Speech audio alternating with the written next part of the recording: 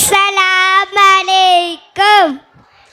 പറയൂ പറയൂ കുട്ടികളെ, നമ്മുടെ നബിയുടെ പേരെന്ത്? പേര് മുഹമ്മദ് സല്ലല്ലാഹു ആമന്ന ബി റസൂലില്ലാഹ്. നബിയുടെ ഉപ്പ അബ്ദുല്ലാഹ്, ആമിന ബീബി പൊന്നുമ്മ. നബിയുടെ ജനനം മക്കത്ത്, മരണം പിന്നെ മദീനത്ത്. അല്ലാഹുവിൻ്റെ റസൂലാണ്, നേരായി കാട്ടിയ നബിയാണ്.